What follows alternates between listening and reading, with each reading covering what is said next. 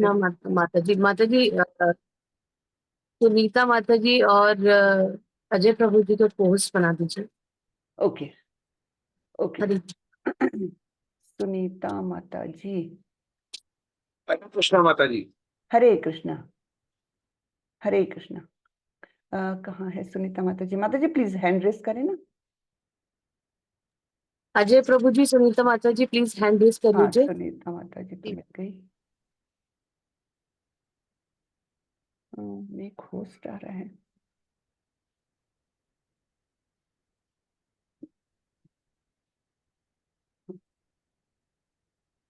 सुनीता माता जी को कर दिया, अजय प्रभु को भी कर दिया। ओके ठीक है जी, हैंड्स डाउन कर लीजिए प्लीज, मैं कर लेती हूँ। हरे कृष्णा।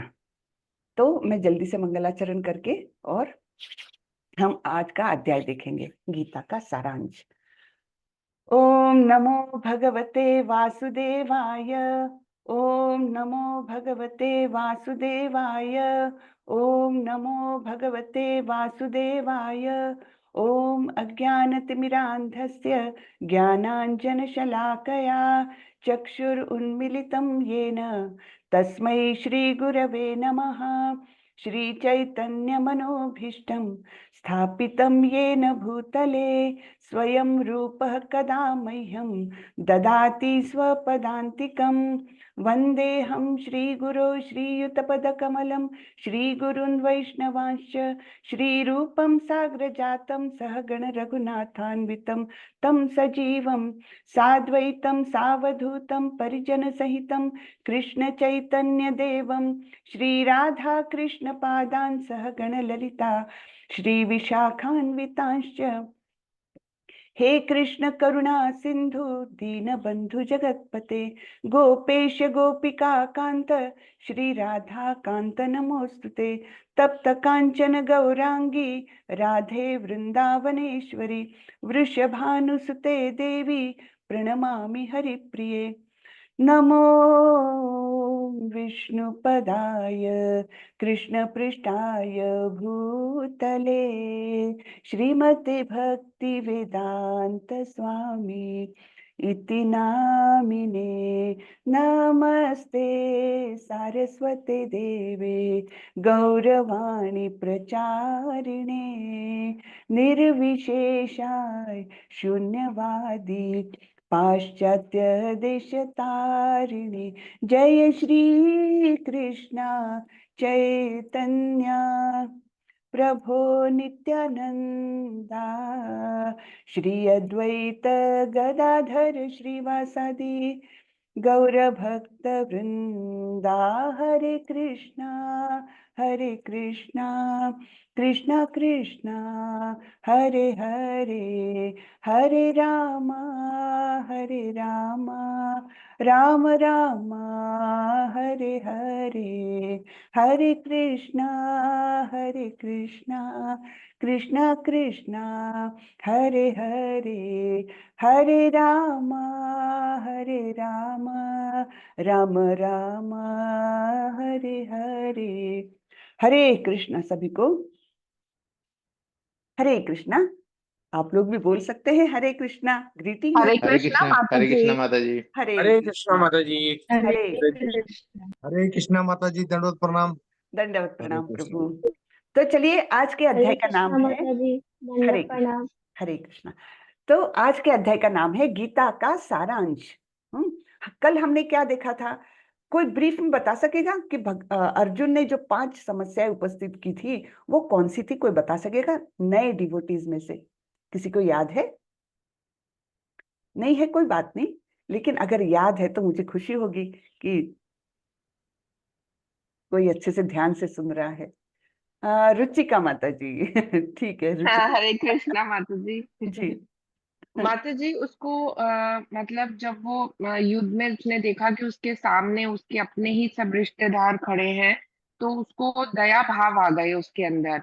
और नंबर उसको भय लगने लगा कि अगर मैं इनको मार दूंगा तो उससे मुझे पाप लगेगा। करेक्ट और उसमें मुझे कोई आनंद भी नहीं आने वाला। जब सब लोग करेक्ट मर जाएंगे तो मैं अकेले कैसे राज करूंगा। करेक्ट और दूसरा और फिर उसके बाद उसने बताया था कि जब सभी अगर वो मतलब आदमियों को मार देता है तो बाद में सिर्फ औरतें बचेंगी, जिसकी वजह से मतलब कुल की परंपरा नष्ट हो सकती है, क्योंकि अवैध बच्चों का मतलब जन्म हो जाएगा। तो वो करेक्ट इसी उसमें फंसा हुआ था, असमंजस में कि मैं क्या करूं। मतलब उसने युद्ध करने का निर्णय ही छोड़ दिया इसी करेक्ट भय के कारण। Correct, very good. तो पांचों कारण बता दिए रुचिका माता जी ने। वेरी गुड, थैंक यू माता जी। हरे कृष्ण माता जी। हरे कृष्ण। तो ये थे 5 कारण, है ना, कि दया आई, फिर उनको लगेगा पाप लगेगा करके, फिर उन्होंने सोचा कि मुझे कौन सा आनंद मिलना है, फिर उन्होंने सोचा कि कुल की परंपराएं नष्ट हो जाएगी, अवांछित संतानें पैदा हो जाएगी, तो समाज खराब हो जाएगा। और फिर ये सब सोच करके वे असमंजस में पड़ गए, वो निर्णय लेने की क्षमता अपनी खो चुके। ठीक है, तो ये 5 समस्याओं के साथ अभी हम आगे देखने वाले हैं। अर्जुन ने तो अपना धनुष बाण रख दिया, और फिर वो बोले कृष्ण को, मैं युद्ध नहीं करूंगा। ये सब नरेशन कौन कर रहा है धृतराष्ट्र को? संजय, है ना। तो संजय बोल रहे हैं धृतराष्ट्र को, तम तथा कृपयाविष्टम अश्रुपूर्णाकुलेक्षणम विषीदन्तमिदं वाक्यम उवाच मधुसूदनः। संजय ने कहा, करुणा से व्याप्त शोक युक्त अश्रुपूरित नेत्रों वाले अर्जुन को देखकर मधुसूदन कृष्ण ने ये शब्द कहे। मधुसूदन कृष्ण, क्यों मधुसूदन बोला गया है, केवल कृष्ण क्यों नहीं बोला गया? हर शब्द का भगवत गीता में एक कुछ प्रॉपर सिग्निफिकेंस है। तो यहाँ मधुसूदन यानी मधु नाम के राक्षस को मार देने वाले ऐसे कृष्ण ने ऐसे शब्द कहे। तो मधु का यहाँ पर तात्पर्य ये लिया गया है, अज्ञान को दूर करने वाले, अज्ञान को हटा देने वाले, अज्ञान को मार देने वाले ऐसे कृष्ण ने अर्जुन का अज्ञान दूर करने के लिए ये शब्द कहे। श्री भगवान उवाच, कुतस्त्वाकश्मलमिदं विषमे समुपस्थितम् अनार्यजुष्टमस्वर्ग्यम् अकीर्तिं कर अर्जुन। परम पिता परमेश्वर ने कहा, मेरे प्यारे अर्जुन, ये अशुद्धियां तुम पर कैसे आई? वे ऐसे व्यक्ति के लिए बिल्कुल नहीं है जो जीवन के मूल्य को जानता है। वे उच्च ग्रहों की ओर नहीं बल्कि बदनामी की ओर ले जाते हैं। अब यहाँ पर हमने 2-3 चीजें देखनी चाहिए। अभी तक हमने देखा संजय उवाच, अर्जुन उवाच, धृतराष्ट्र उवाच, फिर यहाँ पर कृष्ण उवाच क्यों नहीं भाई? भगवान उवाच क्यों बोला है व्यास मुनि ने, है ना? इसका एक बहुत स्पेसिफिक बड़ा रीजन है, भगवान क्यों बोला। अब हम भगवान बोलते हैं, वैसे हम दयावान बोलते हैं, है ना, जिसके पास दया है। विद्यावान बोलते हैं जिसके पास विद्या है। धनवान, है ना।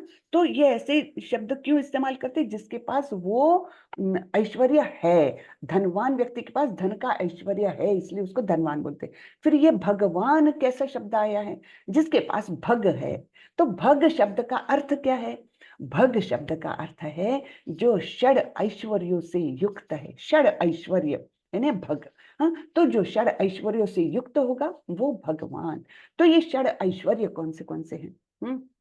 एक तो है सुंदरता, एक तो है बल, है ना। सुंदरता, बल, और क्या है? यश यानी ख्याति प्राप्त, फिर ज्ञान, और क्या है? और क्या है बताइए? और एक त्याग भी है। एक और मैं मिस कर रही हूँ, माता जी बताएं, क्षमा माता जी, कौन सा मिस किया मैंने? सुंदरता, धन, बल, है ना, और बताइए बताइए। सुंदरता, धन, ऐश्वर्य। बल, ऐश्वर्य, धन। सारे धन तो बोल ऐश्वर्य। दिया, धन तो बोल दिया मैंने, धन या नहीं है ऐश्वर्य। हाँ, सुंदरता, धन, बल, और ज्ञान, और त्याग, और एक है जो हम मिस कर रहे हैं, बताइए। दया, करुणा। नहीं नहीं, वो तो नहीं है। हाँ, चलिए यश ठीक और है, मुझे जैसे याद आता है मैं बताती हूँ। ठीक है, तो इन षड ऐश्वर्य से युक्त जो है उनको भगवान कहा गया है। ऐसी जो चीज हमको आकर्षित करती है वो ऐश्वर्य है। जैसे कोई बलवान होता है तो हमको आकर्षण होता है उस चीज का, अरे कितना ताकत वाला है, वर्ल्ड चैंपियन वेट लिफ्टिंग का, हमको आकर्षण होता है कि नहीं। तो भगवान का देखो, 7 वर्ष की आयु में उन्होंने पूरा के पूरा गोवर्धन पर्वत अपनी बाएं हाथ की छोटी रुक उंगली कर आ के ऊपर। हरे कृष्णा, प्लीज म्यूट रखें, एडमिन्स प्लीज देखें जरा सा।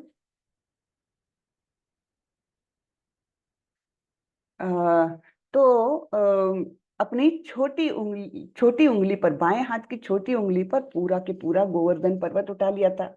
यानी वर्ल्ड चैंपियन कहाँ है, जो हरे 200-300 कृष्णा किलो का। माता जी आवाज आपकी रुक रुक कर आ रही है। आवाज रुक रुक के आ रही। प्रभु जी अपना नेट देखिए, आपकी आवाज, अपना नेट देखिए, माता जी की आवाज सही है। प्लीज एक बार अपना नेट देखिए। माता जी जी, जो 6 ऐश्वर्य हैं उसमें समस्त धन है, शक्ति है, यश है, हाँ, सौंदर्य है, ज्ञान है और त्याग है। तो मैं कहाँ एक कौन सा मिस कर रही थी, कोई तो भी एक मिस कर रही थी। ठीक है, आप चैट में लिख दीजिए तो सबके लिए। मैंने भेज दिया माता जी। ओके, धन्यवाद। तो माता जी आपकी आवाज रुक रुक कर आ रही है, समझ में नहीं आ पा रहा है। प्रभु आप अपना नेटवर्क प्लीज चेक करें, क्योंकि माता बाकी जी लोगों को सबको आ रही है आवाज। माता जी नेटवर्क तो बिल्कुल ठीक चल रहा है। क्योंकि प्रभु मेरा जी भी आ रही नेटवर्क आवाज, हम लोगों को माता सबको जी आवाज आ आपकी रही है। आवाज एकदम सही से आ रही है हमको। आ रही है ना। जी, जी जी, हमको ओके, भी आ रही है सही। जी जी, धन्यवाद। तो अंकुर प्रभु आप अपना नेटवर्क प्लीज चेक करें, कुछ वो होगा, कुछ इश्यू होगा। ठीक है। तो हम ये देख रहे थे कि कैसे हमको आकर्षण होता है इन ऐश्वर्य में से एक भी ऐश्वर्य रहे तो हम बहुत आकर्षित होते हैं। जैसे हम बल की बात कर रहे थे कि वेट लिफ्टिंग चैंपियन है, तो हमको लगता है अरे बाप रे ये वेट लिफ्टिंग चैंपियन है। लेकिन जरा भगवान की ताकत देखिए, 7 वर्ष के आयु में अपने बाएं हाथ की छोटी उंगली पर पूरा गोवर्धन पर्वत लेकर 7 दिन 7 रात आराम से खड़े हैं। एक हाथ से बांसुरी भी बजा लेते हैं और अपने दोस्तों के साथ अटखेलियां भी चल रही है उनकी, बिल्कुल कोई टेंशन नहीं है, है ना। तब उनकी ताकत का क्या कहना, है ना। तो इसलिए सबसे ज्यादा सारे ऐश्वर्य, 6 ऐश्वर्य जो सबसे ज्यादा किसी के पास है वो है भगवान। हाँ, तो इसलिए कृष्ण को श्री कृष्ण उवाच नहीं बोला है व्यास मुनि ने, क्या बोला है, भगवान उवाच, श्री भगवान उवाच। तो जिनके पास सारे के सारे 6 ऐश्वर्य संपूर्ण मात्रा में है। धन देखिए, धन उनकी रानियां ही थी, 16,108 रानियां, हर एक के लिए अलग अलग महल। और महल भी कैसे, रत्न जड़ित महल, जो अपने आप ही प्रकाश परिवर्तित करके प्रकाशमान करते थे बड़े बड़े महलों को। तो ये ऐसा ऐश्वर्य किसी के पास हो सकता है, बिल्कुल नहीं, है ना। तो ऐसे ये सबसे ज्यादा षड ऐश्वर्य युक्त जो है वो भगवान कौन है, श्री कृष्ण। तो ये ऐसे जो परम मित्र थे अर्जुन के, वो अर्जुन को इस अवस्था में देखकर क्या बोल रहे हैं, ये सारे अशुद्धियां, ये सारे कलमश तुम में आए कैसे, है ना। ऐसे व्यक्ति के लिए ये बिल्कुल नहीं है जो जीवन के मूल्य को जानता है। वे उच्च ग्रह की ओर नहीं बल्कि बदनामी की ओर ले जाते हैं। तुम बदनाम हो जाओगे ऐसे सब करोगे तो, है ना। हम किसी बच्चे को भी बोलते हैं ना, कोई कोई बच्चा बहुत पढ़ाई में होशियार है और जाकर के परीक्षा हॉल में जाकर के बोलता है मुझे परीक्षा नहीं देनी, तब हम क्या बोलते हैं, अरे क्या पागल के समान बात कर रहे बेटा, है ना, तुम तो इतने होशियार हो, है ना, तुमने इतनी पढ़ाई की है, मेहनत की है, तुमको सक्सेस तो श्योर शॉर्ट मिलनी है, और तुम ऐसी बातें कर रहे हो, तुम बदनाम हो जाओगे, ऐसे मत करो, है ना। तुमको इससे ऐसे गलत निर्णय लेने से तुम अनसक्सेसफुल कहलाओगे, बदनाम हो जाओगे, वैसे मत करो। इसी प्रकार से भगवान अपने मित्र को भी समझा रहे हैं। अब मित्र ने तो अपनी सब समस्याएं बता दी, और अभी तक रिश्ता कौन सा है दोनों के बीच में, एक साख्य भाव का रिश्ता है, यानी दोस्ती का, मित्रता का रिश्ता है। लेकिन जब अर्जुन की समझ में आ गया कि अब ये बात मेरे बस की नहीं है, मैं बिल्कुल निर्णय लेने के काबिल नहीं रहा, तब उन्होंने क्या बोला है भगवान को, कार्पण्य दोषोपहत स्वभावः पृच्छामि त्वां धर्म सम्मूढ़ चेतः यच्छ्रेयस्यान्निश्चितं ब्रूहि तन्मे शिष्यस्तेऽहं शाधिमान् त्वां प्रपन्नम्। तो अर्जुन बोल रहे हैं कृष्ण को कि अब मैं अपनी कृपण दुर्बलता के कारण अपना कर्तव्य भूल गया हूं और सारा धैर्य खो चुका हूं।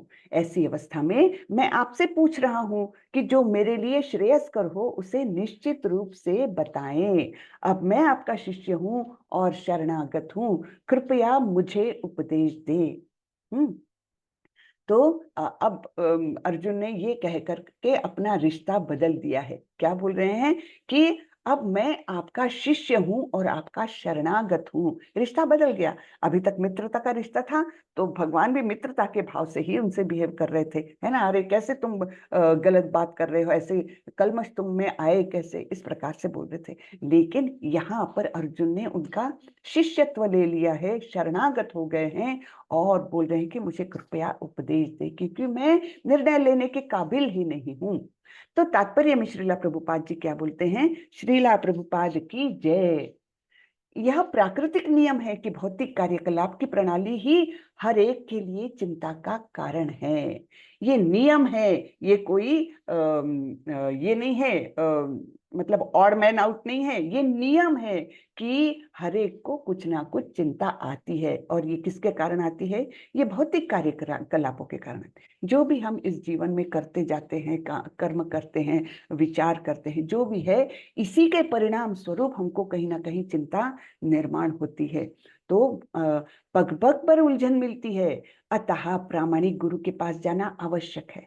जैसे अर्जुन गए हैं, है ना, कि जब अर्जुन के समझ में आ गया ये मैं निर्णय नहीं ले सक रहा हूं, तब अर्जुन जिस प्रकार गुरु के पास गए, वैसे ही हर व्यक्ति ने जीवन की उलझनों की समस्याओं, जो भी समस्याएं आती है, उसके निवारण के लिए गुरु के पास जाना चाहिए। लेकिन गुरु ऐसा वैसा नहीं होना चाहिए, गुरु प्रामाणिक गुरु होना चाहिए। प्रामाणिक गुरु का क्राइटेरियन क्या है, प्रामाणिक गुरु एक तो कोई गुरु परंपरा से ज्ञान प्राप्त हो, कोई ऑफिशियल परंपरा से जुड़ा हो, संप्रदाय से जुड़ा हो, और उसने गुरु शिष्य के रिश्ते में आता हुआ जो ज्ञान है, उसी लाइनेज में, उसी परंपरा में अपना ज्ञान प्राप्त किया हुआ हो। ऐसे नहीं कि मैं ही सब ज्ञाता हूं, मैंने 4 किताबें पढ़ ली है और मुझे पूरा ज्ञान हो गया, ऐसा नहीं होता। केवल गुरु शिष्य परंपरा द्वारा जो उस संप्रदाय का ज्ञान आया है, वो ज्ञान जिसको मिला है, वो एक क्राइटेरिया। और दूसरा क्राइटेरियन ये है कि वो स्वयं एक प्रामाणिक भक्त होना चाहिए, परम भक्त होना चाहिए, जिसने सत्य का दर्शन किया हो। ऐसे गुरु के पास हमने जाना चाहिए। फिर ऐसे गुरु मिलेंगे कहाँ, हम सोचेंगे, तो उसकी चिंता हमको करने की जरूरत नहीं है। वो तो भगवान हमको बराबर उस गुरु के पास ले जाएंगे जो हमें योग्य मार्गदर्शन करेंगे। लेकिन उसके लिए क्या होना चाहिए, उसके लिए भी कुछ क्वालिफिकेशंस लगते हैं व्यक्ति में।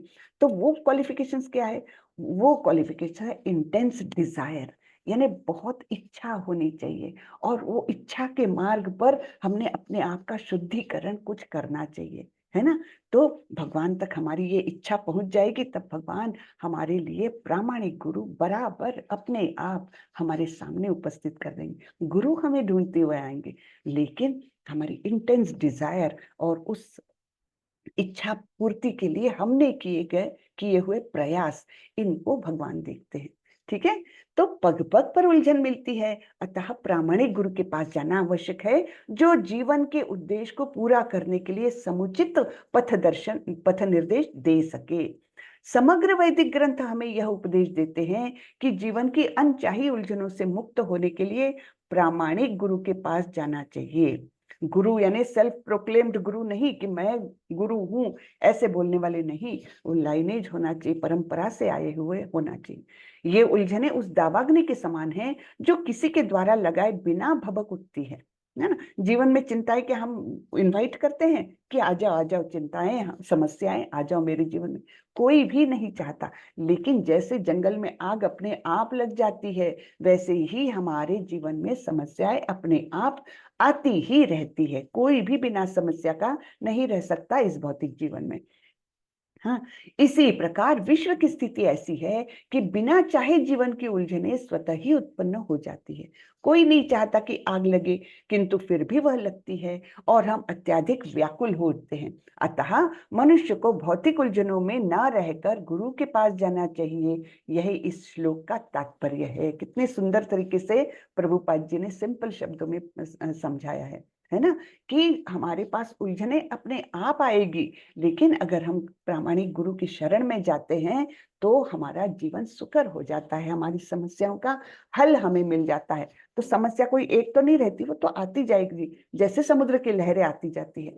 तो इसलिए गुरु ही हमको ऐसा बनाएंगे, ऐसे उपदेश देंगे कि हम स्वतः ही फिर उन समस्याओं से अच्छी तरीके से शांत रहकर, एक समभाव रखकर इस जीवन की उलझनों को हम पार कर सकते हैं। तो गुरु के पास जाना, ये यहाँ का एक महत्वपूर्ण उपदेश है, सॉरी, एक निर्देशन दिया हुआ इस श्लोक में।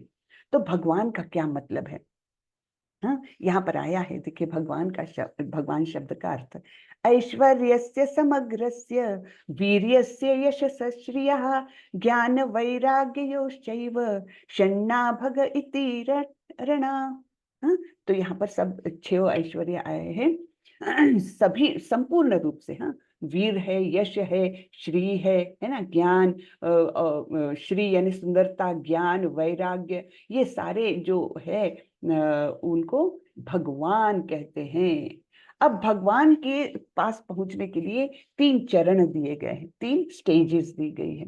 कौन सी है? सबसे तो बाहरी जो प्राथमिक स्टेज है वो है ब्रह्म ज्योति ना। ब्रह्म ज्योति स्तर पर हम भगवान को थोड़ा सा जान पाते हैं। जैसे हम सूरज की एक उपमा ले लें, तो सूरज की सूर्य किरणें जो है हम तक आती है, हम सूरज की किरणों को देखकर भी अनुमान लगा सकते हैं कि सूरज है वहां पर, है ना। तो केवल ब्रह्म ज्योति के स्तर तक जो है वो भी हम केवल भगवान के पहला चरण होता है भगवान को जानने का। लेकिन इससे और डीप जाएं हम, जैसे सूरज की सतह तक जाएं, सूरज की सतह को अभ्यास करें सॉरी, तो वो होता है परमात्मा स्तर। जैसे मैं पैरेलल उपमा देते जा रही हूँ, सूरज और भगवान, इन दोनों की तुलना अगर करें तो सूरज की जो किरणें हैं वो है भगवान की ब्रह्म ज्योति के समान, सूरज की सतह है वो भगवान की परमात्मा स्टेज। हाँ, यानी परमात्मा कहाँ पर है? सभी के हृदय में विराजित है परमात्मा। तो ये दूसरी स्टेज हुई। लेकिन अगर सूरज की कोर के अंदर जाकर और उनका कोई अध्ययन करे, अंदर जाकर के, तब फिर क्या होगा? उनको अलग ज्ञान मिलेगा। वैसे ही परमेश्वर या भगवान जो है वो अंतिम स्टेज है, और भगवान तक केवल भक्त जा सकते हैं। ये हम आगे देखने वाले हैं। तो यहाँ पर जाने वाले लोग अलग है, यहाँ पर जाने वाले लोग अलग है, लेकिन भगवान तक जाने वाले भक्त है। तो टॉप मोस्ट लेवल है भगवान के पास निवास करना, भगवान के गोलोक वृंदावन में निवास करना, ये टॉप मोस्ट स्टेज है भक्ति की। तो कई लोग बोलते हैं भगवान है, भगवान है, आप लोग बोलते हो, लेकिन है कहाँ भगवान? दिखता तो है नहीं। कोई आपने देखा है भगवान को? तो यहाँ पर हम देखते हैं कि हमारी इंद्रिय जो है वो कितनी कमजोर है, कितनी अपूर्ण है। जैसे हम कहीं जा रहे हैं, कार से सपोज जा रहे हैं, दूर एक कुछ हमको ऐसा दिख रहा है कि बादलों का क्लस्टर है, या कुछ तो भी ऐसा उठा हुआ है, पता नहीं क्या है ना। तो कुछ तो भी एक हमको दिख रहा है आकृति, लेकिन क्या है हम पता भी नहीं कर पा रहे। फिर हम थोड़ा थोड़ा पास जाते तब हमको दिखता, अरे ये तो एक टेकड़ी है, हिल है ना, जिस पर पेड़ पौधे लगे हुए हैं। तो हमको पहले भी वो टेकड़ी थी, वो नहीं दिख रही थी, लेकिन थोड़ा पास गए तो टेकड़ी दिखने लग गई। फिर और पास जाते तो पेड़ पौधे दिखते हैं, और तो और कोई हरा हरा पेड़ है और उसमें कितने सारे तोते बैठे हुए हैं, ये भी हम देख सकते हैं। क्यों? क्योंकि हम जैसे जैसे पास जा रहे हैं वैसे वैसे हमको वो स्पष्ट होते जा रहा है दृश्य। हाँ, तो भगवान तो ऐसे हैं। तो हमारी इंद्रिय इतनी कमजोर है, उन इंद्रियों के द्वारा हम कैसे भगवान को देख पाएंगे? हमारी दृष्टि ही नहीं है उतनी केपेबल, है ना। तो कृष्ण कौन है? हाँ, ये यहाँ पर उदाहरण दिया गया है, जैसे टेकड़ी दिख रही है, फिर हम पास पास जा रहे हैं, उसमें पेड़ पौधे दिख रहे हैं, और पास गए तो उसके ऊपर बैठा हुआ पक्षी भी दिखता है। वैसे ही ये सूरज की किरणें हैं, फिर या भगवान का ब्रह्म ज्योति है, और ये परमात्मा जो हमारे हृदय में विराजमान है, और ये है श्याम सुंदर कृष्ण। हाँ, तो ये अल्टीमेट स्टेज है भगवान को जानने की। ठीक है, अब आगे बढ़ते हैं। देहिनोऽस्मिन् यथा देहे कौमारं यौवनं जरा तथा देहांतर प्राप्तिर धीरस्तत्र न मुह्यति। अब भगवान ने उपदेश देना चालू किया है कि जो अर्जुन ने 5 समस्याएं जो व्यक्त की थी उनका निराकरण कर रहे हैं भगवान। अलग अलग आर्ग्यूमेंट्स देकर के अर्जुन के सारी शंकाओं का निराकरण करने वाले हैं। यहाँ पर क्या बताते हैं कि तुम तो शरीर हो ही नहीं, तुम शरीर के लिए क्यों व्याकुल हो रहे हो कि मैं इनको मार दूंगा। लेकिन तुम कौन हो, और हम सभी कौन हैं? हम है आत्मा। और आत्मा कैसी होती है? शरीर को धारण करने वाली। तो जिस प्रकार शरीरधारी आत्मा इस वर्तमान शरीर में बाल्यावस्था से तरुणावस्था में, और फिर तरुणावस्था से वृद्धावस्था में निरंतर अग्रसर होता रहता है, उसी प्रकार मृत्यु होने पर आत्मा दूसरे शरीर में चला जाता है। धीर व्यक्ति ऐसे परिवर्तन से मोह को प्राप्त नहीं होता। सर, तो भगवान यहाँ पर एक बहुत बड़ा वास्तविक सत्य बता रहे हैं अर्जुन को कि तुम, जैसे हम बचपन में छोटा सा शरीर था हमारा, है ना, हम अगर अपना फोटो देखे बचपन का, अरे ये कौन है, तो ये तो मैं हूं, तब तो फिर तुम हो, तो तुम तो अभी इतने बड़े शरीर में हो, तो ऐसे कैसे होता है? तो इसका एक्सप्लेनेशन यही है कि शरीर चेंज होता है, लेकिन उसके अंदर जो मैं बैठा हूं जो आत्मा बैठी हुई है वो तो चेंज नहीं होती, वो वैसी ही रहती है। शरीर एकदम बदलते जाता है, हर दिन बदलता है, हर साल बदलता है ना। छोटा सा शरीर वो बड़ा होता है बाल्यावस्था में, फिर तरुणावस्था में, फिर वृद्धावस्था में। वृद्धावस्था के बाद क्या? वृद्धावस्था के बाद मैं तो हूं, मेरा शरीर बदल रहा है, मैं तो हूं। और फिर क्या होता है, जब ये शरीर काम का नहीं है तब वो आत्मा उस शरीर को छोड़ करके दूसरे शरीर को धारण करती है।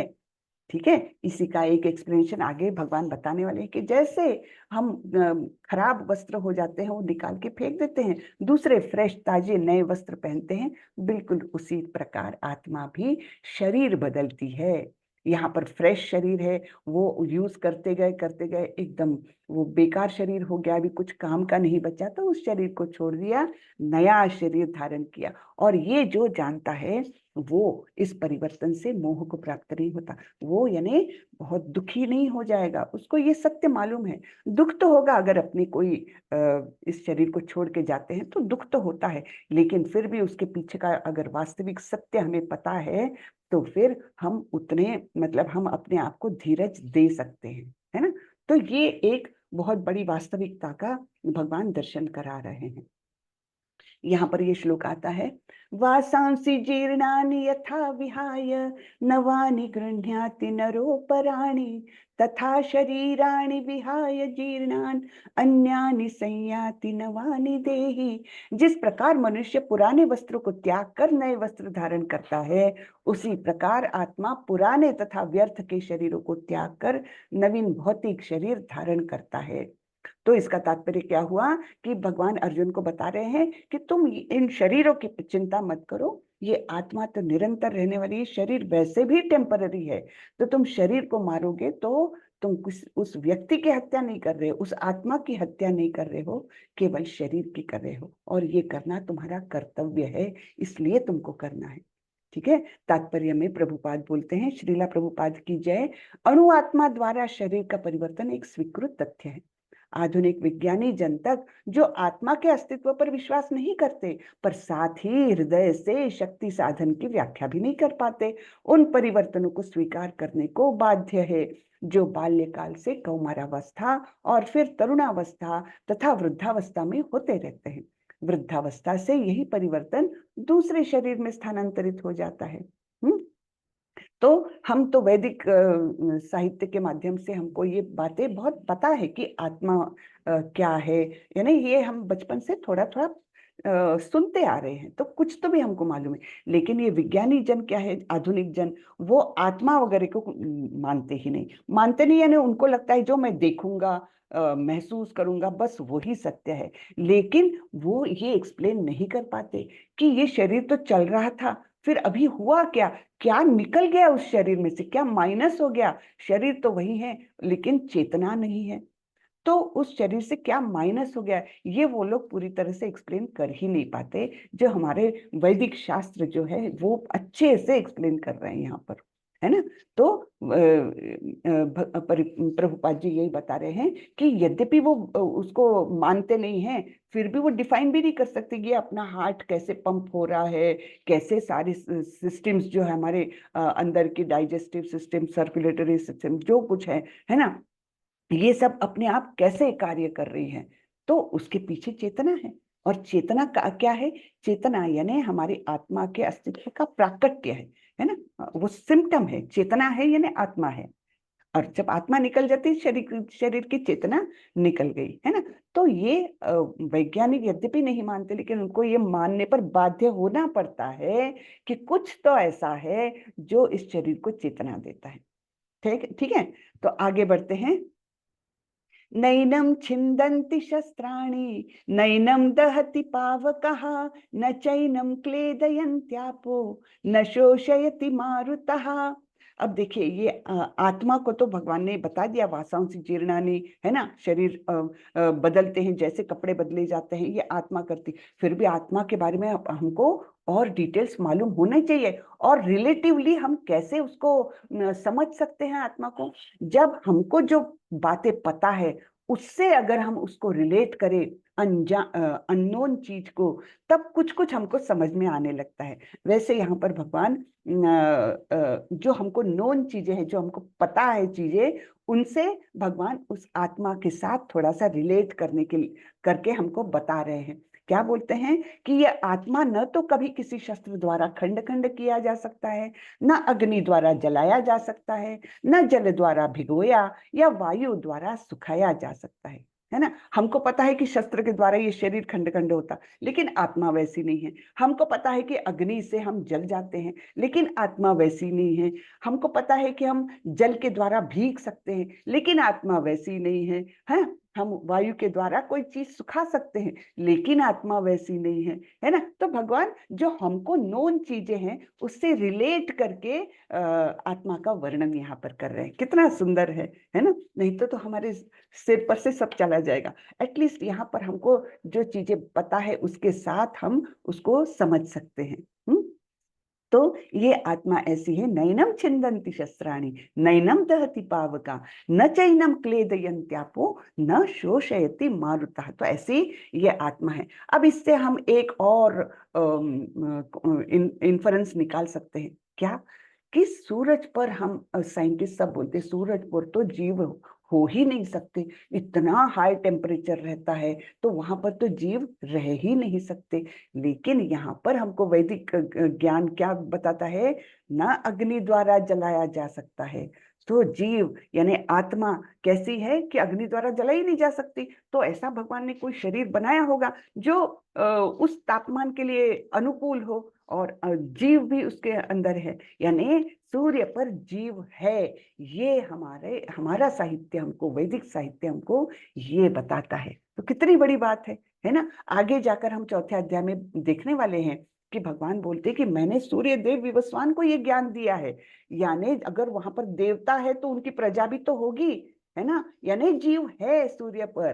तो ये हमारी भगवत गीता हमको ये भी ज्ञान देती है। बहुत सुंदर है ना।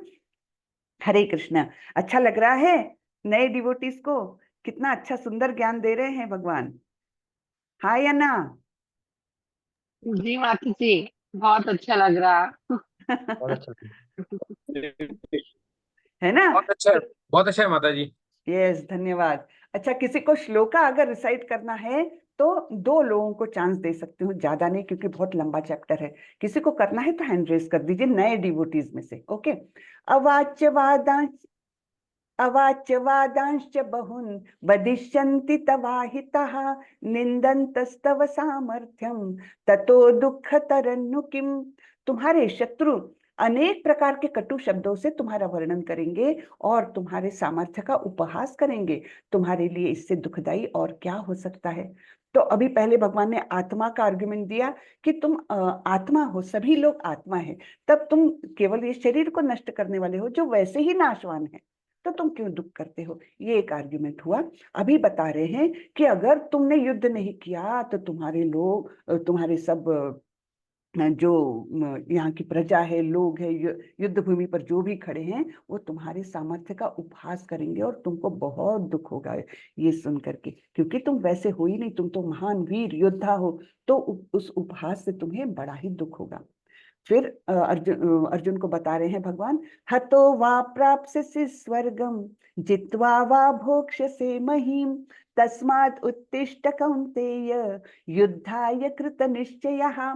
हे कुंती पुत्र, तुम यदि युद्ध में मारे जाओगे तो स्वर्ग को प्राप्त करोगे, या यदि तुम जीत जाओगे तो पृथ्वी के साम्राज्य का भोग करोगे। अतः दृढ़ संकल्प करके खड़े हो जाओ और युद्ध करो। तो यहाँ पर क्षत्रिय के जो जीवन है उसके बारे में ये हमको पता चलता है।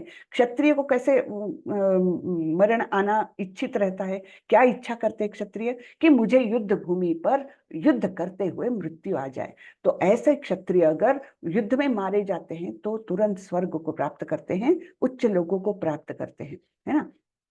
तो भगवान बता रहे हैं अगर तुम मर भी गए अर्जुन तो युद्ध करते करते तो तुम स्वर्ग प्राप्त करोगे, जीत गए तो पृथ्वी का साम्राज्य भोगोगे। तो दोनों तरफ से तुम्हारा फायदा है, विन विन सिचुएशन है ना। आइदर वे, तुम मर जाओगे तब भी तुमको अच्छा है और जीत जाओगे तब भी तुमको अच्छा है। तो तुम ऐसे कैसे बोलते हो कि तुमको कोई सुख नहीं मिलेगा, है ना। अर्जुन का एक आर्गुमेंट था कि मुझे मारकर क्या सुख मिलेगा। भगवान बोल रहे अरे दोनों तरफ से तुमको सुख है, इसलिए तुम खड़े हो जाओ और युद्ध करो। हाँ, देखो स्वर्ग में जाओगे नहीं तो पृथ्वी का साम्राज्य भोगोगे। ओके, फिर और आगे बोलते हैं भगवान, नेहाभिक्रमनाशोस्ति प्रत्यवायो न विद्यते स्वल्पम अप्यस्य धर्मस्य त्रायते महतो भयात्। इस प्रयास में न तो हानि होती है न ही ह्रास, अपितु इस पथ पर की गई अल्प प्रगति भी महान भय से रक्षा कर सकती है। तो ये इसके संदर्भ में बोल रहे हैं कि तुम सब कुछ मुझे अर्पित करते हुए अगर कार्य करोगे तो इस प्रकार से भक्ति के मार्ग पर चलोगे तो तुम थोड़ी सी भी अगर प्रगति कर लो तब भी तुम्हारे जो भय है अंदर के कि मुझे पाप लगेगा, ये है वो सारा नष्ट हो जाएगा, सारे महान भय से तुम्हारी रक्षा हो जाएगी। तो जैसे यहाँ पर हनुमान जी का उदाहरण दिया जाता है, हनुमान जी ने सारी लंका को जला दिया था, है ना। हम सबको मालूम है रामायण में जब सीता जी को ढूंढने के लिए गए थे लंका में और रावण ने उनको पकड़ के उनकी पूंछ पर आग लगा दी थी, तो उन्होंने क्या किया था, सारी लंका को आग लगा दी थी।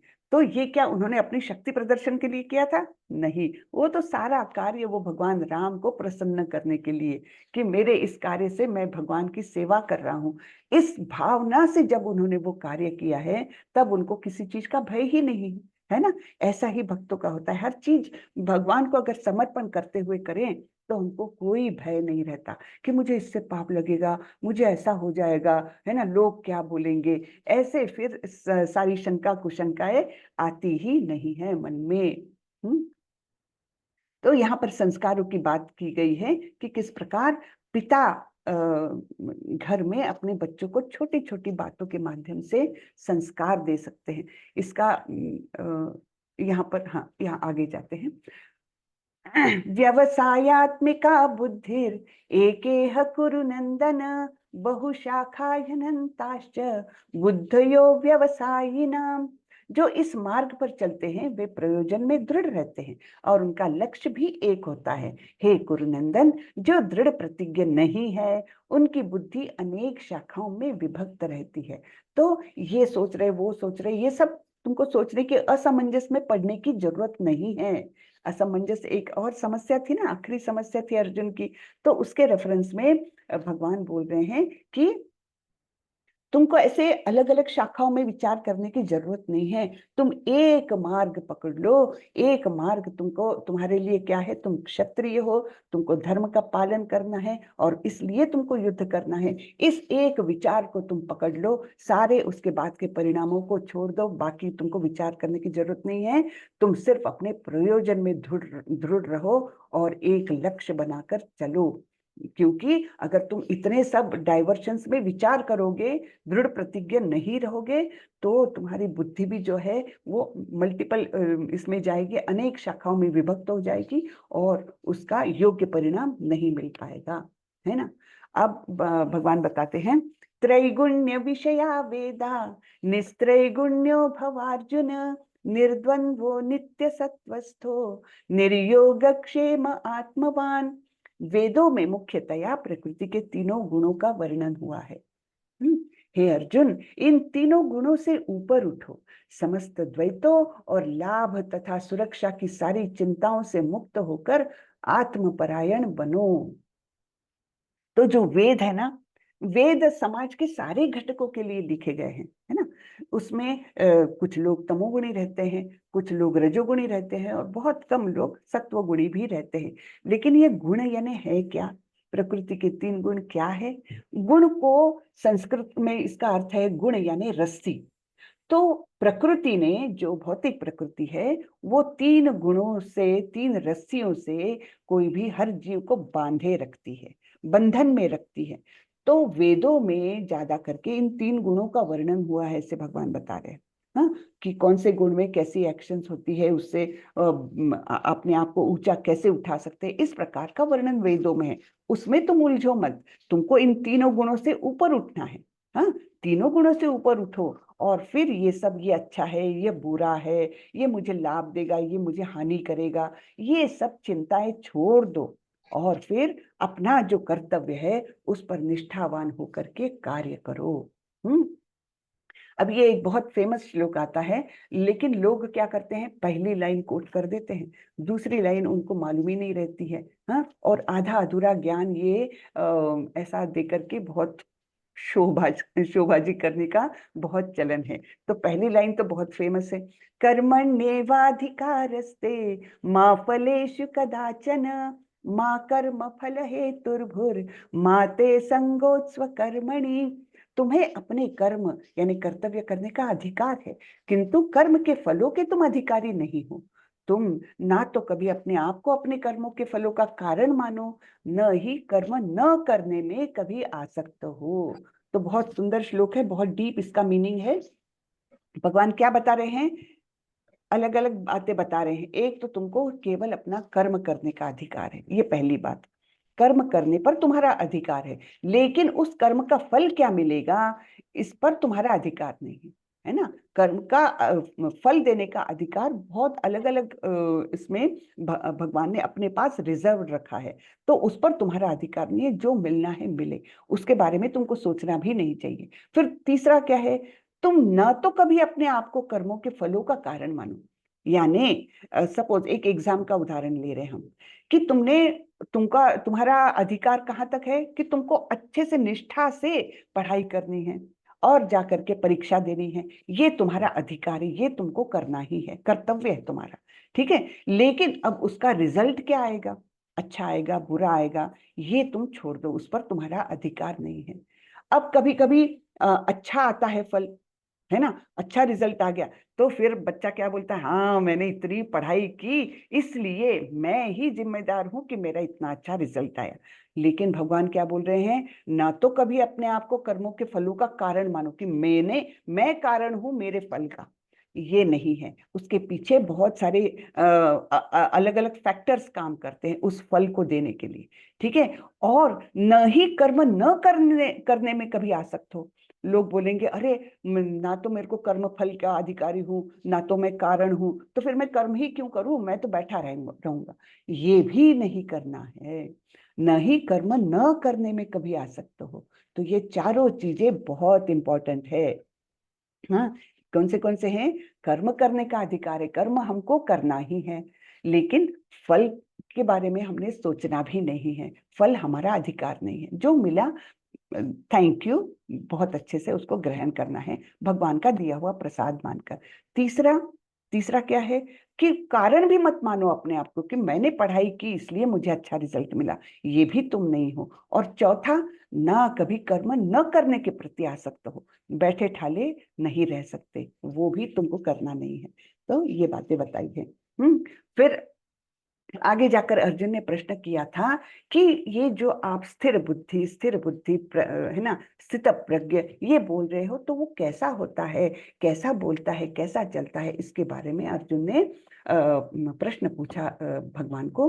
उसके उत्तर में भगवान बता रहे हैं अभी, प्रजहाति यदा कामान सर्वान पार्थ मनोगतान आत्मन्येवात्मनः तुष्टः स्थित प्रज्ञस्तदोच्यते।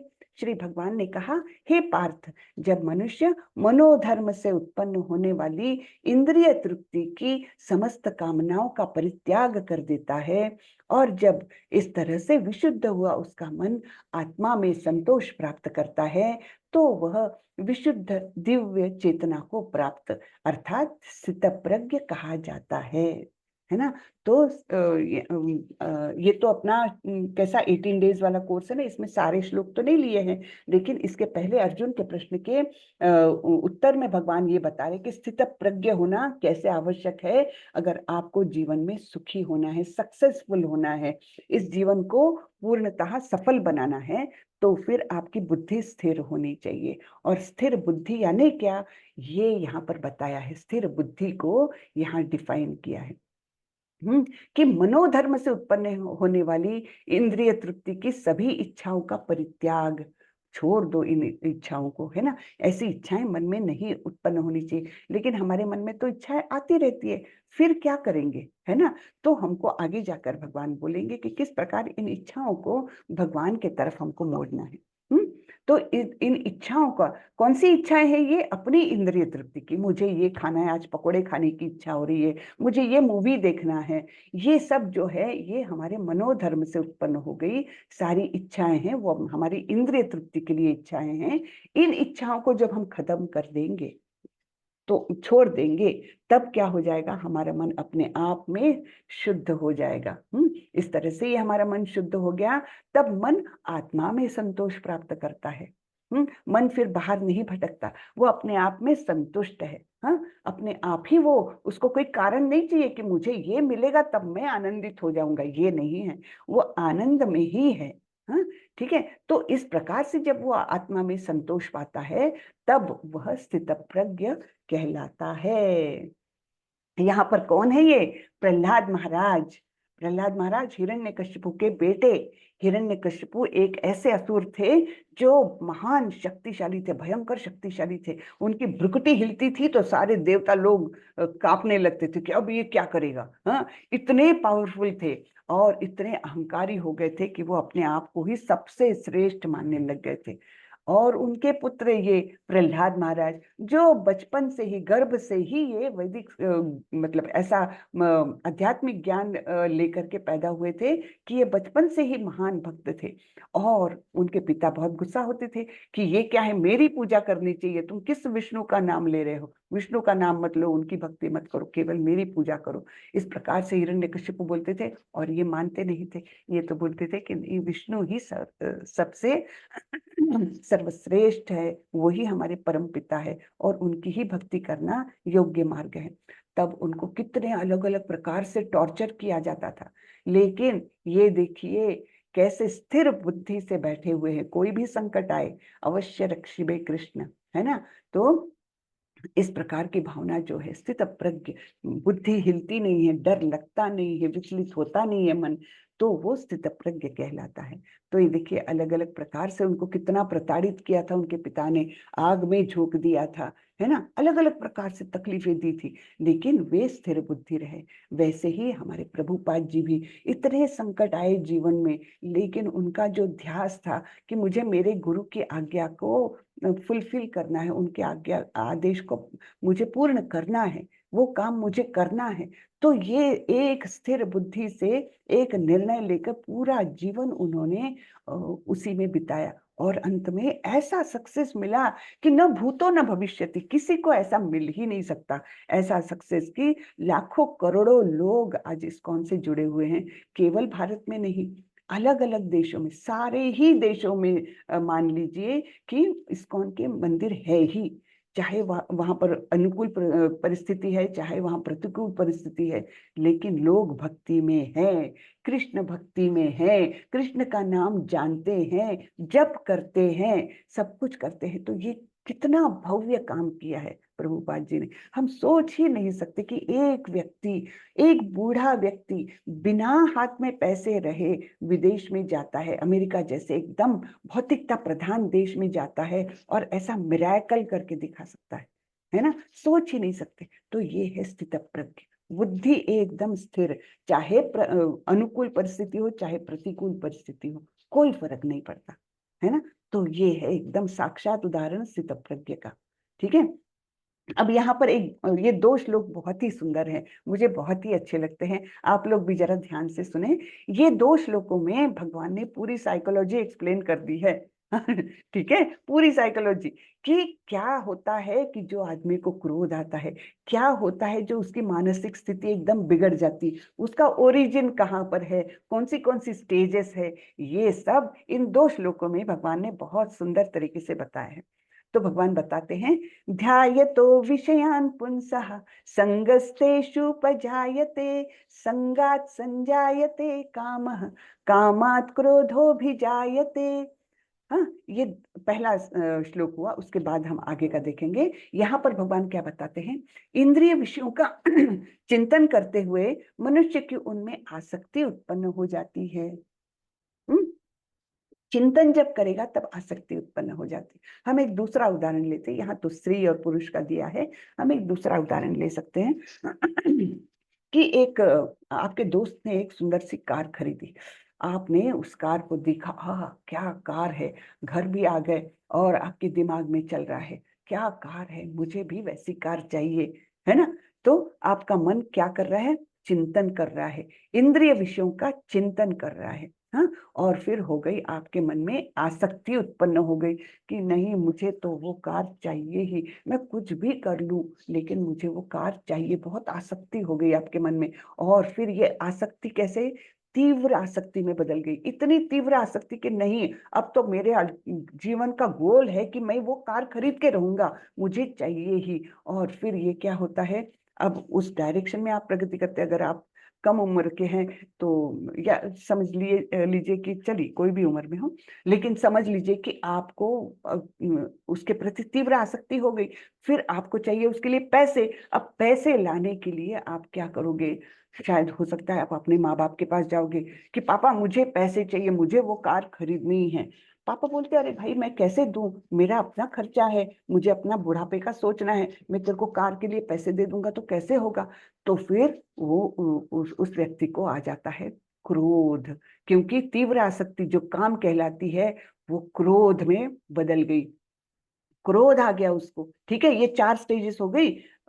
फिर आगे भगवान बोलते हैं, क्रोधात् भवति सम्मोहः सम्मोहात् स्मृति विभ्रमः स्मृति भ्रंशात् बुद्धिनाशो बुद्धिनाशात् प्रणश्यति।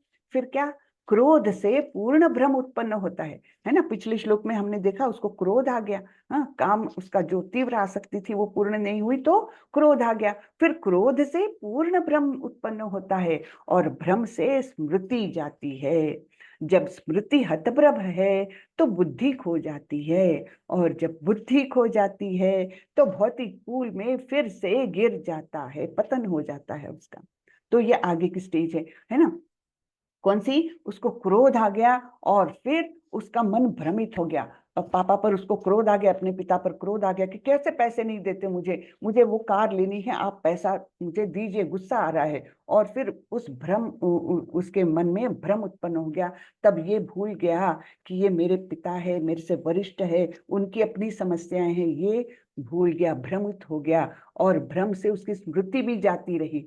स्मृति क्या कि इस मेरे पिता ने कितने कष्टों से मुझे एजुकेट किया है, मुझे इतना सब कुछ दिया है, ये सब उसकी स्मृति से चला गया।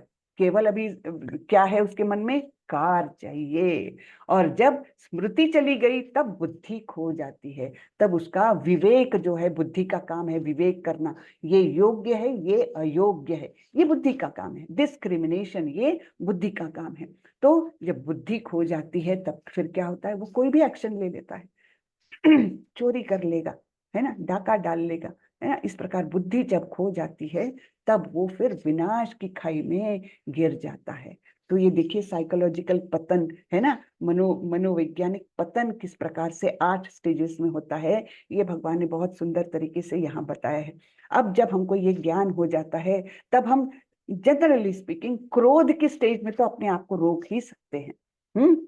अगर हमने महसूस किया अरे मुझे गुस्सा आ रहा है, तो गुस्सा क्यों आ रहा है उसका ओरिजिन हम ढूंढने जाते हैं कि अरे मेरे मन में मैंने उस चीज को देखा था और उस चीज के बारे में मैं सोचता रहा, उसके कारण मुझे ये आसक्ति हो गई, काम हो गया और फिर काम पूर्ण नहीं हुआ तो क्रोध आ गया। यानी अपने आप को एनालाइज करने की शक्ति हमको ये दो श्लोक देते हैं।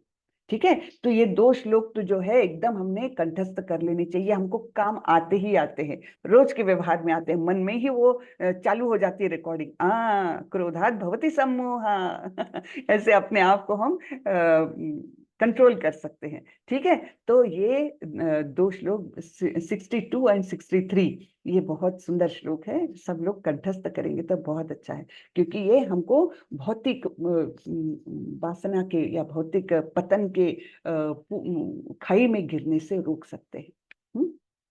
आगे बढ़ते हैं।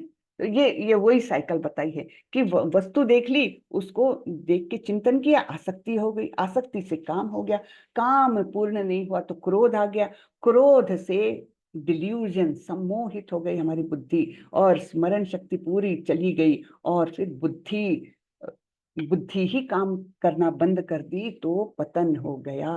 तो ये 8 स्टेजेस में पतन तक कैसे व्यक्ति पहुंच जाता है इसका ये साइकिल बताया है ना। स्वामी प्रभुपाद जी के कुछ शब्द यहाँ पर देखेंगे हम। श्रीला प्रभुपाद की जय। मनुष्य कृष्ण भावनामृत या दिव्य जीवन को एक क्षण में प्राप्त कर सकता है और हो सकता है कि उसे लाखों जन्मों के बाद भी ना प्राप्त हो। तो ये कृष्ण की भक्ति ऐसी है, उसका दिव्य जीवन ऐसा है कि चाहे तो हम एक क्षण में प्राप्त कर ले और चाहे तो लाखों लाखों जीवन भी हम बिता ले, लेकिन हमको कृष्ण का प्रेम उत्पन्न नहीं होता हमारे मन में। तो यह तो सत्य समझने और स्वीकार करने की बात है। खटवांग महाराज ने अपनी मृत्यु के कुछ मिनट पूर्व कृष्ण के शरणागत होकर ऐसी जीवन अवस्था प्राप्त कर ली थी। तो ये एक उदाहरण दिया है कि उनको जैसे ही पता चला कि मेरी मृत्यु होने ही वाली है कुछ क्षणों के बाद, कुछ मिनट के बाद, तो उन्होंने अपने आप को पूरी तरह से शरण में दे दिया था भगवान के और इस तरह से अपना दिव्य जीवन उन्होंने प्राप्त कर लिया था। इस जीवन का अंत होने से पूर्व यदि कोई कृष्ण भावना भावित हो जाए तो उसे तुरंत ब्रह्म निर्वाण अवस्था प्राप्त हो जाती है। भगवत धाम तथा भगवत भक्ति के बीच कोई अंतर नहीं है। चूंकि दोनों परम पद है, अतः भगवान की दिव्य प्रेमा भक्ति में व्यस्त रहने का अर्थ है भगवत धाम को प्राप्त करना।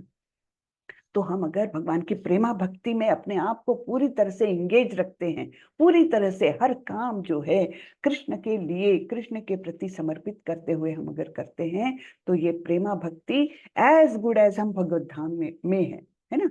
तो उसी का अर्थ है भगवत धाम को, यानी शरीर से हम यहीं पर है, भौतिक जगत में है, लेकिन वास्तविक रूप से हम भगवत धाम में हैं अगर हम प्रेमा भक्ति को प्राप्त करते हैं तो। तो भौतिक जगत में इंद्रिय तृप्ति विषयक कार्य होते हैं और आध्यात्मिक जगत में कृष्ण भावनामृत विषयक होते हैं। तो ये 2 जगत है, एक तो है भौतिक जगत और दूसरा है आध्यात्मिक जगत। भौतिक जगत ये पूर्ण सारे जगत का केवल 1/4 हिस्सा है और 3/4 हिस्सा जो है वो आध्यात्मिक जगत का है। तो हम यहाँ पर क्यों आए? क्योंकि हमने कुछ अपराध किया। हम भी सभी जीव ये आध्यात्मिक जगत में ही थे, लेकिन हमने कुछ अपराध किया भगवान के प्रति। अपराध कैसा कि हमने कुछ ईर्ष्या की भगवान से कि भगवान को ही क्यों सब लोग प्यार करते हैं, भगवान ही क्यों पूजे जाते हैं, मैं क्यों नहीं, है ना। ऐसा जब हमारे मन में विचार आया तो भगवान ने बोला अच्छा तुम्हारी इच्छा पूरी कर देता हूँ, चलो तुम्हारे लिए एक दूसरी दुनिया ही बना देता हूँ। भौतिक जगत बना दिया ऐसे जीवों के लिए, और हम सब इस भौतिक जगत में आके गिरे, और फिर एक बार गिरने के बाद इसके बाहर जाने का मार्ग ही नहीं मिल रहा। हमको योग्य राह दिखाने वाले कोई है ही नहीं। जो राह दिखाते हैं उनको हम तुच्छ समझने लगते हैं कि अरे हट, ऐसा थोड़ी है, मैं तो इंद्रिय तृप्ति में खुश हूँ। हाँ, मस्त आज मूवी देखी, आज पिज्जा खाया, मैं तो बहुत खुश हूँ, तो मुझे क्यों बाहर जाना है। लेकिन ये सत्य नहीं है। हम यहाँ पर जेल में हैं और हम दुख में हैं, लेकिन ये बात भी हमारी समझ में नहीं आती, इतने हम मूढ़मती है ना। तो इसलिए ये इंद्रिय तृप्ति के कार्य जो है वो केवल भौतिक जगत में होते हैं। आध्यात्मिक जगत में क्या होता है, सभी लोग केवल कृष्ण की सेवा में हैं और बहुत आनंद में हैं, बहुत आनंद में हैं, केवल कृष्ण भावनामृत विषयक कार्य करते रहते हैं। तो इसी जीवन में ही अगर कृष्ण भावनामृत की प्राप्ति तत्काल ब्रह्म प्राप्ति जैसी है, और जो कृष्ण भावनामृत में स्थित होता है वह निश्चित रूप से पहले ही भगवत धाम में प्रवेश कर चुका होता है। तो यहाँ पर जो भक्त लोग हैं, जो पूरी तरह से भगवत भक्ति के ही कार्य में लगे रहते हैं, दिन रात भगवान का ही स्मरण करते हैं, भगवान का ही नाम लेते हैं, भगवान की ही सेवा करते हैं, तो निश्चित रूप से वे ऑलरेडी भगवत धाम पहुंच गए हैं। इतना सुंदर है ये कृष्ण भावनामृत कि ऐसा नहीं कि हमको सब कुछ छोड़ करके और मृत्यु के बाद ही हम वहां जाएंगे, ऐसा नहीं, यहाँ पर भी हम भगवत धाम का सुख प्राप्त कर सकते हैं। तो भगवत गीता के प्रतिपाद्य है कर्म योग, ज्ञान योग तथा भक्ति योग। इस द्वितीय अध्याय में कर्म योग तथा ज्ञान योग की स्पष्ट व्याख्या हुई है एवं भक्ति योग की भी झांकी दे दी गई है। ठीक है, तो 3 प्रकार के हम ये योग क्या है वो देखने वाले हैं अलग अलग अध्यायों में, और यहाँ पर सबका सारांश है, ये गीता का सारांश था, तो यहाँ सारांश में सब कुछ थोड़ा थोड़ा बताया गया है। ठीक है, तो चलिए इसका सारांश देख लेते, समरी देख लेते हैं। तो जो अर्जुन की समस्या थी ना, Krishna solutions to Arjun objections, जो 5 चीजें बताई थी ना, तो वो क्या है, दया आई थी। तो भगवान ने बताया तो तुम दया किस पर कर रहे हो, तुम शरीर पर दया कर रहे हो, है ना। तो ये शरीर पर दया यानी वैसे ही है जैसे कोई डूबते हुए व्यक्ति को तुमने शर्ट बचा लिया, तो क्या उस पर वास्तविक दया हुई? नहीं, वैसे ही तुम सोच रहे हो, तुम केवल शरीर का सोच रहे हो, लेकिन हम शरीर है ही नहीं, तो तुम्हारी दया जो है ये बराबर उसका बेस नहीं है, ये समझाया भगवान ने। फिर अर्जुन ने बोला तो मुझे कोई आनंद नहीं आएगा, तो भगवान ने बोला अरे तुम्हारी तो विन विन सिचुएशन है ना, तुम युद्ध करते हुए मर जाओगे तो स्वर्ग में जाओगे, और वहां पर तो इतने ठाठ ही ठाठ है ना, तो वहां जाओगे, और अगर जीत गए तो यहाँ का राज्य उपभोग करोगे, तो तुम्हारे लिए कोई आनंद नहीं, ये बात ही नहीं है। तो वो भी आर्ग्यूमेंट भगवान ने खत्म कर दिया। फिर तीसरा ऑब्जेक्शन था अर्जुन का कि मुझे पाप लगेगा, तो भगवान ने बोला कि भक्ति की गतिविधि में कोई भी पाप नहीं है। भक्ति की गतिविधि कैसी होती है, कृष्ण के प्रति समर्पित करके, उसका न तो तुमको फल के तुम अधिकारी हो, है ना, कर्मण्येवाधिकारस्ते मा फलेषु कदाचन, तो ऐसा कर्म करो कि तुम केवल तुम्हारा कर्तव्य करना है, उसके फल के तुम अधिकारी नहीं हो। इस प्रकार से जब तुम कार्य करोगे तो तुमको कोई पाप नहीं लगेगा। फिर चौथा था पारिवारिक परंपराएं नष्ट हो जाएगी, तो यहाँ पर थोड़ा सा दूसरे अध्याय में दिया है, और फिर तीसरे अध्याय में भी एक श्लोक आने वाला है, तो उसके सहायता से भगवान समझा रहे हैं कि तुम एक प्रेरणा बनो, तुम प्रेरणा बनो और अच्छा समाज बनाओ, ठीक है ना, क्योंकि तुम उच्च स्तर पर हो, नेता के स्तर पर हो, तब तुम्हारा जैसे आचरण रहेगा तुम्हारी प्रजा भी वैसे करोगे, तो बी अ रोल मॉडल। हाँ, तो इस प्रकार से समाज को तुम बचा पाओगे। और फिर असमंजस में पड़ गए, अर्जुन ने बोला था मैं निर्णय लेने के काबिल ही नहीं रहा, तब फिर भगवान ने बोला था कि दृढ़ निश्चय के साथ स्वामी की सेवा करे, तब फिर तुमको ये इनडिसीजन जो है वो तुम्हारा खत्म हो जाएगा। ठीक है ना, तो इस प्रकार हमारा ये आज का अध्याय खत्म हुआ है।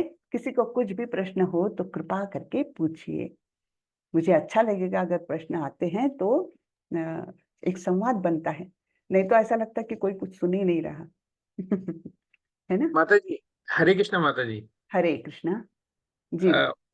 माता जी, जो क्रोध है वो आपने बहुत अच्छा एक्सप्लेन किया, लेकिन कई बार हम अपने कार्य में भी क्रोधित होते हैं, या फिर कोई हमारी मन मतलब जो हम घर में देखते हैं या कहीं बाहर देखते हैं कुछ गलत हो रहा होता है तो हमें क्रोध आता है। तो ऐसे क्रोध को कैसे कंट्रोल किया जाए, और इसके बारे में आप कुछ अगर हमें गाइडेंस देना चाहेंगे तो। जी जी, यहाँ पर जिस क्रोध का वर्णन किया है उसका ओरिजिन क्या है? इंद्रिय तृप्ति, है ना। इंद्रिय तृप्ति से ओरिजिन होने वाली आसक्ति, काम, फिर जो क्रोध आता है वो आपको विनाश की ओर ले जाएगा।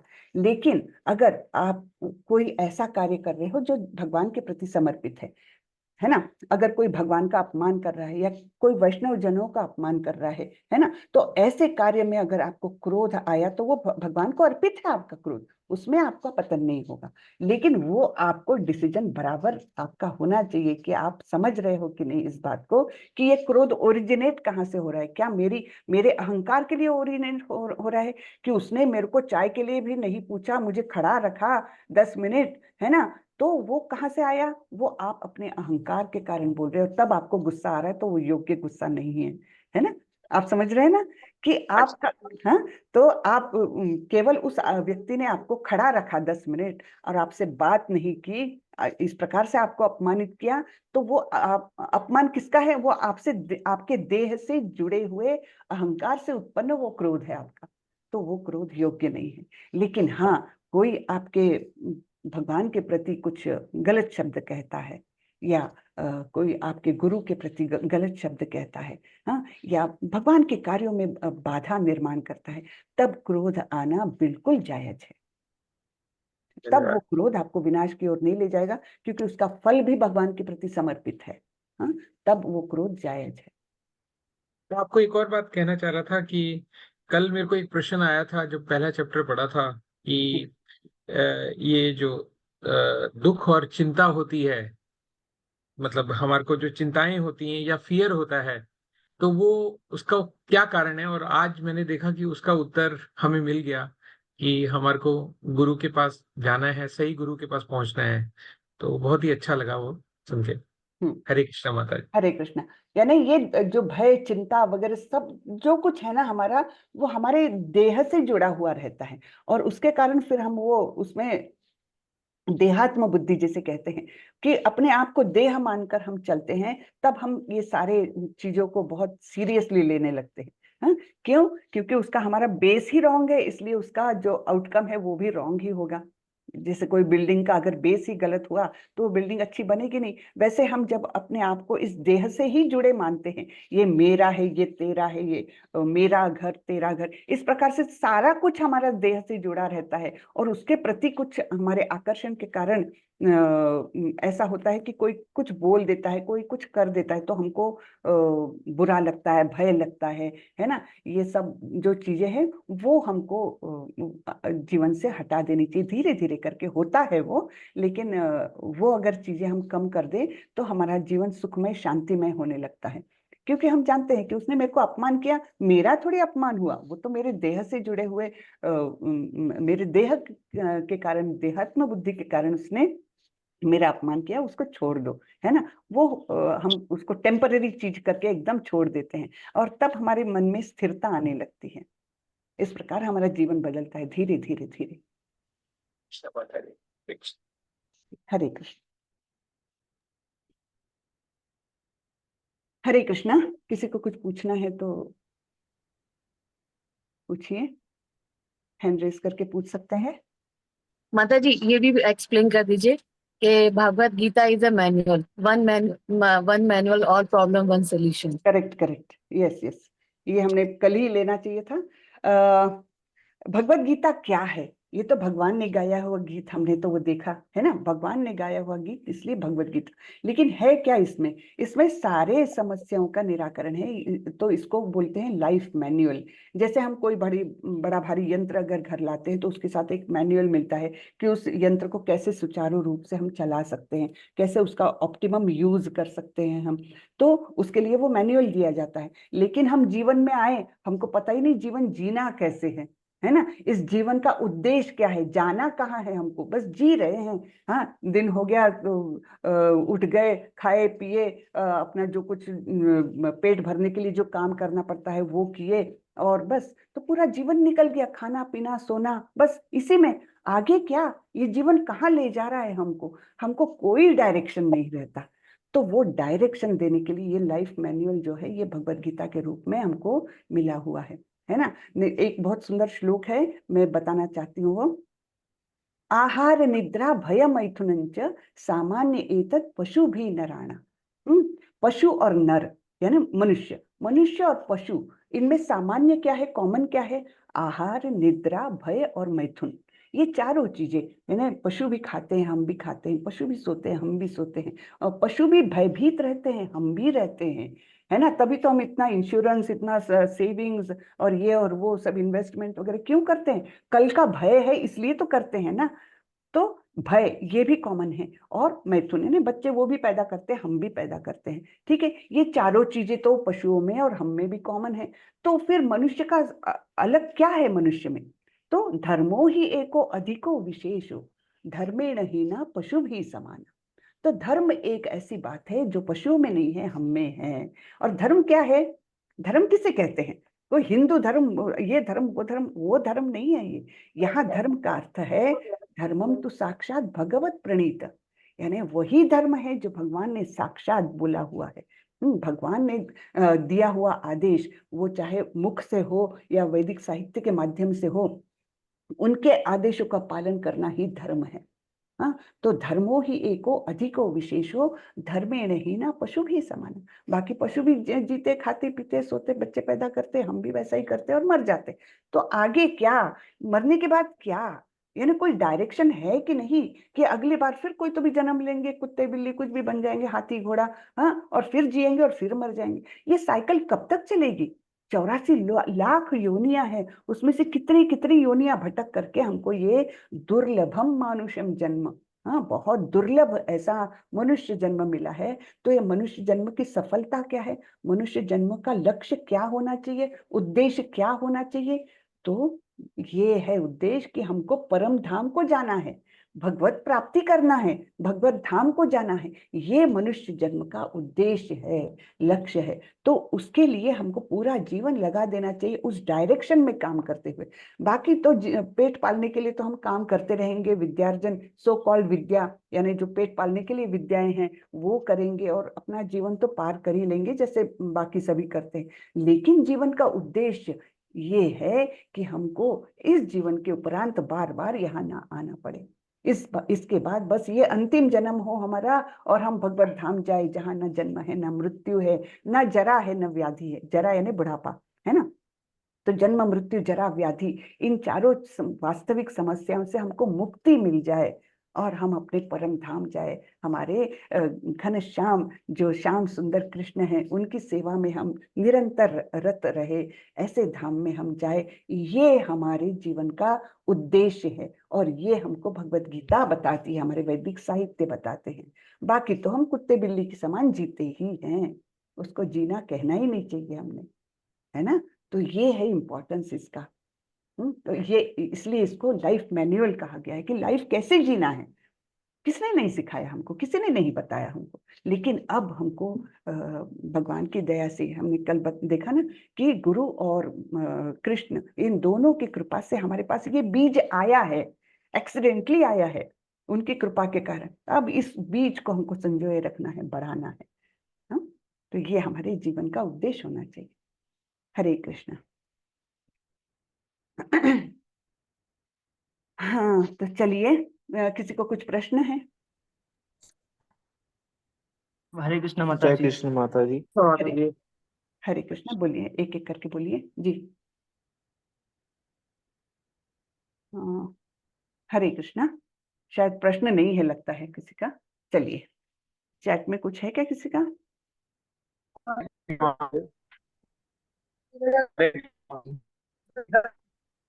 आवाज नहीं आ रही है, बहुत डिस्टर्ब है।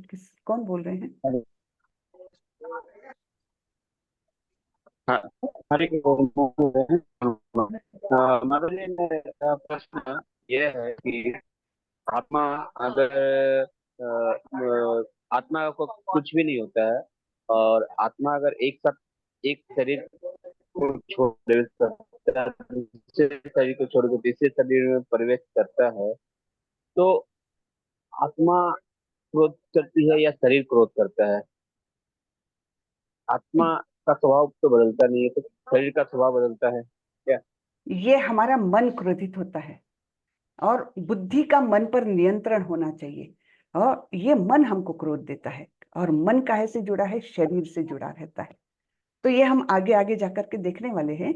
तो ये आत्मा गुस्सा नहीं हो रही है, क्रोध आत्मा को नहीं आ रहा है। आत्मा तो अपने स्वरूप में है, सच्चिदानंद स्वरूप में। लेकिन ये जो हमारे शरीर के साथ जुड़ा हुआ मन है ना, देखिए हमारा हम आगे जाकर ये सब देखने वाले हैं, लेकिन फिर भी शॉर्ट में बता देती हूँ। हमारा ये भौतिक शरीर जो दिखता है शरीर, वो कौन सी चीजों से बना है? अग्नि, जल, वायु, पृथ्वी, आकाश। हाँ, ये 5 भौतिक पंच महाभूतों से बना हुआ ये शरीर है। उसके अंदर एक सूक्ष्म शरीर है, वो बना है मन, बुद्धि और झूठे अहंकार से। ये 3 चीजें हैं जो हमको सब मनोविकार सब करवाती है। क्रोध आता है, अलग अलग इच्छाएं निर्माण होती है, इच्छाएं तृप्त नहीं होती तो मनोविकार बढ़ते हैं, है ना। दुख होता है, सुख होता है, यानी जो ये सारे मनोविकार है, हाँ, मन से जुड़े हुए हैं, और वे बेसिकली इंद्रिय तृप्ति से जुड़े हुए हैं।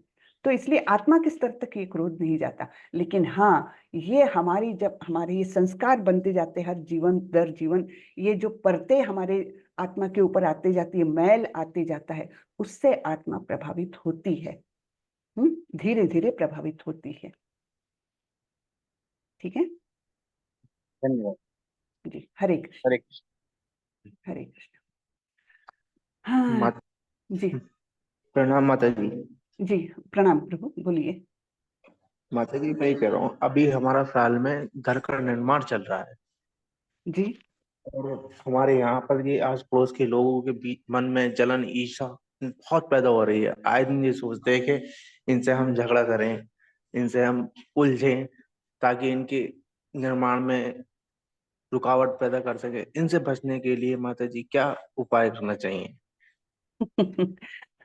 देखिए, एक्चुअली ये अपने डिस्कशन की बात नहीं है, तो चलिए मैं ठीक है शॉर्ट में बता देती हूँ हाँ, कि शॉर्ट में बता दीजिए माता जी। देखिए, हमारा दूसरों पर कोई कंट्रोल नहीं है। दूसरे क्या कर रहे हैं, उनके मन में ईर्ष्या हो रही है, उनके मन में हमारे प्रति कुछ गलत भावना आ रही है, इस पर हमारा कोई अंकुश नहीं है, कोई कंट्रोल नहीं है। हमारे मन में क्या आ रहा है, हमारे मन में कैसी इच्छाएं जागृत हो रही है, इस पर हमारा कंट्रोल है। तो उनको हमको संभालना है। ठीक है ना। तो हम उन पर कोई प्रभाव नहीं डाल सकते। हाँ, अपने व्यवहार से धीरे धीरे धीरे उनमें भी बदलाव ला सकते हैं, लेकिन पहले इसके लिए हमको अपने आप को बहुत बदलना पड़ेगा, है ना। तो शुरुआत तो हमको अपने आप से ही करनी है। दुनिया बदलनी है जब बदलेगी, हमने अपना काम करना है। तो हमारे मन में किसी के प्रति ईर्ष्या न रहे, हमारे मन में दूसरों के प्रति दुर्भावना न रहे, ये हमको देखना है। अपना घर पहले स्वच्छ रखना है, उसके बाद धीरे धीरे होगा। तो इस स्टेज पर तो यही आप ध्यान में रखिए कि दूसरों का जो काम है उनको करने दीजिए। वो ईर्ष्या कर रहे हैं, करने दीजिए, उससे आपको फर्क नहीं पड़ना चाहिए। आपसे उससे प्रभावित ना हो, उससे अपने मन को विचलित ना होने दे, बस यही है ना। स्थित प्रज्ञ जिसको क्या है, बाहरी वातावरण का अपने आप पर ज्यादा प्रभाव होने ही नहीं देने का, तब फिर वो स्थिर बुद्धि हो जाती है अपनी। ठीक है, जी माता जी। जैसे प्रहलाद महाराज को देखा आपने, बाप रे, उनको तो कितनी समस्याएं थी। अपनी तो कुछ भी नहीं है समस्याएं, तो थोड़ा सा तो हम उनका कुछ सीखे। है ना। हरे कृष्णा। जी, हरे कृष्ण। चलिए, तो अब आज का सेशन यही खत्म करते हैं। वाञ्छा कल्पतरुभ्यश्च कृपा सिन्धुभ्यैव च पतितानां पावनेभ्यो वैष्णवेभ्यो नमो नमः। अनंत कोटि वैष्णव वृंद की जय, श्रीला प्रभुपाद की जय। हरे कृष्ण। किसी ने कुछ चैट में लिखा है, लगता है चैट में कुछ लिखा है क्या? दिख नहीं रहा मुझे। चलिए ठीक है। हरे कृष्णा। चलिए कल मिलेंगे, कल अध्याय 3 करेंगे हम। हरे कृष्णा। हरे कृष्णा हरे हरे कृष्णा। कृष्ण माता जी। माता जी। हरे हरे कृष्ण। कृष्णा। धन्यवाद। धन्यवाद।